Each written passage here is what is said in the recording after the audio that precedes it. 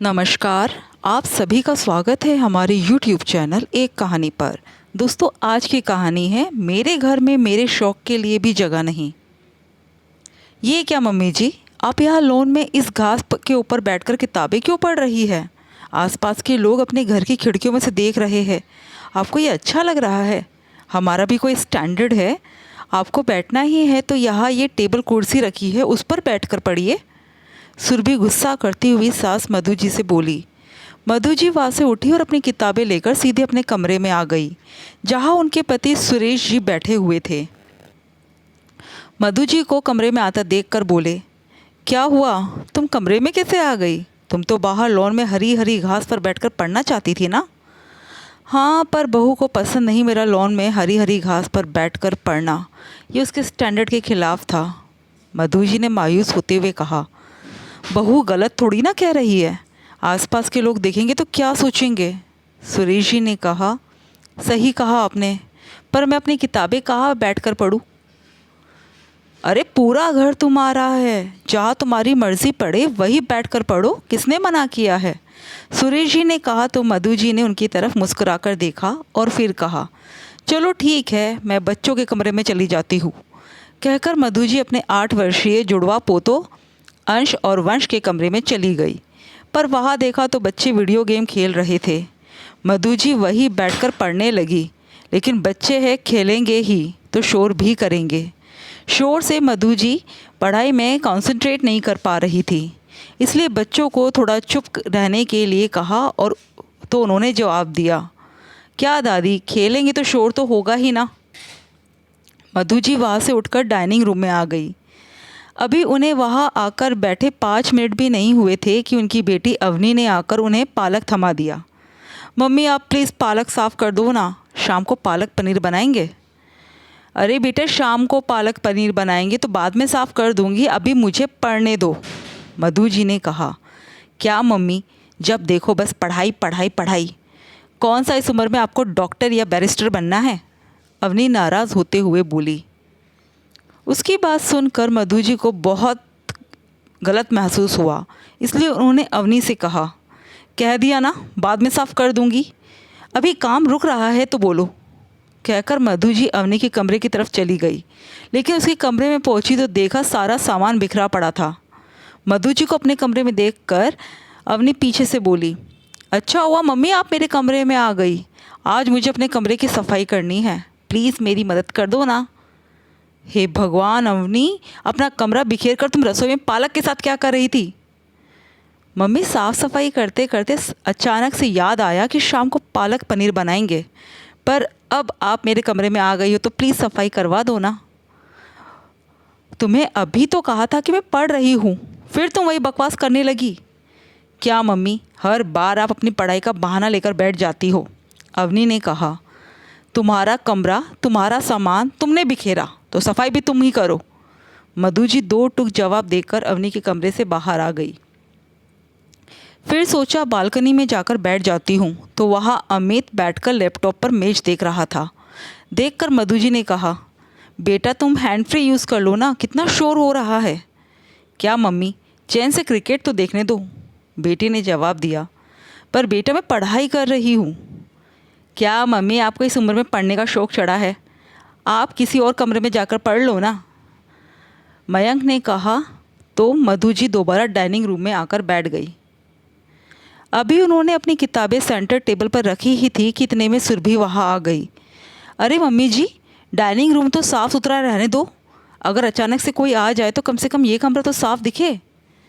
पर बेटा मैं तो सिर्फ 2-3 किताबें लेकर बैठी हूँ, इसमें भला कमरा कहाँ बिखर गया, मधु जी ने कहा। मम्मी जी, इतना बड़ा घर है, आप कहीं और जाकर पढ़ लीजिए ना, वैसे भी कोई आएगा तो क्या सोचेगा कि इस उम्र में आपको ग्रेजुएशन का शौक़ चढ़ा है। सुरभि की बात मधु जी को बहुत बुरी लगी। वो वहाँ से उठकर अपने कमरे में वापस आ गई। उन्हें कमरे में देखकर सुरेश जी ने पूछा, अरे तुम दोबारा आ गई? कहाँ पढ़ाई करूँ, कुछ समझ ही नहीं आ रहा, मधु जी ने जवाब दिया। अरे पूरा घर तुम्हारा है, इस घर की तुम मालकिन हो और फिर भी तुम इस तरह की बात पूछ रही हो, हंसते हुए सुरेश जी ने कहा। सच में? तो इस घर के मालिक की सच्चाई तो देखो, अपने कमरे में ही पढ़ रही थी, पर आपको पुराने ज़माने के गाने सुनने थे, इसलिए यहाँ से उठकर लॉन में जाकर हरी हरी घास पर बैठी तो बहू ने मना कर दिया। वो स्टैंडर्ड के खिलाफ था। सोचा बाहर लॉन में तो अच्छी छाँव आ रही है, ऊपर टेरेस पर जाकर पढ़ नहीं सकती। जून का महीना है, तेज़ गर्मी है और अभी तो 8 ही बजे है, लेकिन वहाँ तो धूप भी आ चुकी है। बच्चों के कमरे में गई, वहाँ बच्चे अपने वीडियो गेम खेलने में बिजी थे। अब खेलेंगे तो शोर भी करेंगे, ऐसे में पढ़ नहीं पा रही थी। बाहर डाइनिंग रूम में आकर बैठी तो अवनी ने पालक लाकर पकड़ा दिया कि मम्मी मुझे साफ़ करके दे दो, शाम को पालक पनीर बनाएंगे। मैंने सिर्फ इतना ही कहा कि शाम को बनाएंगे तो बेटा बाद में साफ़ कर दूंगी, अभी मैं पढ़ रही हूँ। तो वो नाराज़ हो गई और बोली कि क्या इस उम्र में पढ़ने का शौक़ चढ़ा है आपको। बेटे बहू के कमरे में जा नहीं सकती थी, अच्छा नहीं लगता। अवनी के कमरे में गई तो सारा कमरा बिखेर कर बैठी हुई थी, उसे भी आज ये सारी सफाई करनी थी। बालकनी में बैठी तो बेटे को क्रिकेट मैच देखना था। दोबारा डाइनिंग रूम में आकर बैठी तो बहू ने कहा सामान मत बिखेरो, जैसे मेरी 2-3 किताबों से पूरा डाइनिंग रूम बिखर जाएगा। अब आप ही बताओ मैं जाऊँ तो जाऊँ कहाँ। अरे तो बाद में पढ़ लेना, कोई ज़रूरी है क्या? वैसे भी तुम्हें इस उम्र में कौन सा ग्रेजुएशन करने का शौक़ चढ़ा है। चलो करो, मना नहीं करते, लेकिन अभी कौन से तुम्हारे एग्ज़ाम हो रहे हैं जो तुम्हें पढ़ाई को लेकर इतनी परेशान हो रही हो। सुरेश जी ने जवाब दिया, बात एग्ज़ाम की नहीं है, बात मेरे पढ़ने की शौक़ की है। आप कह रहे हो ना कि ये घर मेरा है और मैं इसकी मालकिन हूँ, पर क्या मेरे इस घर में मेरे ही शौक़ के लिए कोई जगह नहीं है? जब हमारी शादी हुई थी तो शादी से पहले आपके परिवार वालों ने वादा किया था कि मैं शादी के बाद अपनी पढ़ाई पूरी कर सकती हूँ, पर शादी होने के बाद वो लोग अपने वादे से मुकर गए। पहले मेरे इस घर में मेरी सास की चलती थी, उन्होंने मुझे पढ़ने नहीं दिया, यह कहकर कि ये घर मेरा है, जैसे मैं चाहूँगी वैसे रहना पड़ेगा। उनके जाने के बाद मुझे लगा कि यह घर मेरा है, अब मैं अपनी मर्ज़ी से अपने शौक़ पूरे करूँगी, पर नहीं, उनके जाते जाते मेरी उम्र निकल गई। अब पढ़ने बैठती तो बच्चे टोकते हैं, इस उम्र में पढ़ने का शौक़ चढ़ाया है, किसी को पता चला तो लोग क्या कहेंगे। अब आप ही बताओ, इतने बड़े घर में मेरे शौक़ के लिए जगह कहाँ है। काश आप समझ पाते कि घर की चाबी आपके हाथ में होने से क्या आपका घर पर मालिकाना हक हो जाता है, जबकि आप उस घर में अपनी मर्ज़ी का कुछ कर नहीं सकते।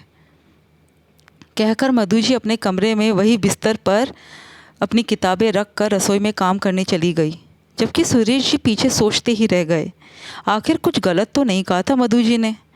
जब से इस घर में आई हैं कभी अपने शौक़ पूरे नहीं कर पाई। पहले सास ससुर के अनुसार चल रही थी, अब बच्चों के अनुसार चल रही है। खैर दूसरे दिन डोरबेल बजी तो मधु जी ने जाकर दरवाज़ा खोला तो सामने 2 लड़के खड़े हुए थे। पूछने पर उन्होंने बताया कि उन्हें सुरेश जी ने बुलाया है। मधु जी ने सवालिया नज़रों से सुरेश जी की तरफ देखा तो उन्होंने कहा, हाँ मैंने ही इन्हें बुलाया है, स्टोर रूम नीचे से ऊपर शिफ्ट हो रहा है। पर पापा इसकी क्या ज़रूरत है? अमित ने पूछा तो घर के और लोग भी इकट्ठे हो गए। ज़रूरत है, तुम्हारी मम्मी के लिए स्टडी रूम की ज़रूरत है, जहाँ उसे पढ़ने के लिए कोई रोक ना सके और उसे कोई डिस्टर्ब ना करे, आखिर उसे भी तो अपने शौक़ पूरे करने का हक है। सुरेश जी ने कहा तो सभी की नज़रें नीचे झुक गई। जहाँ सभी को अपनी गलती का एहसास हो रहा था वहीं मधु जी की आंखों में आंसू थे। अरे मैडम आप क्यों रो रही है? आज हम अपना वादा पूरा कर रहे हैं और आप अपने शौक़ पूरे कीजिए। सुरेश जी ने कहा तो सुनकर मधु जी के चेहरे पर मुस्कान आ गई। दोस्तों आपको कहानी कैसी लगी कमेंट करके ज़रूर बताइएगा और हमारे चैनल को सब्सक्राइब ज़रूर कीजिएगा। Thank you.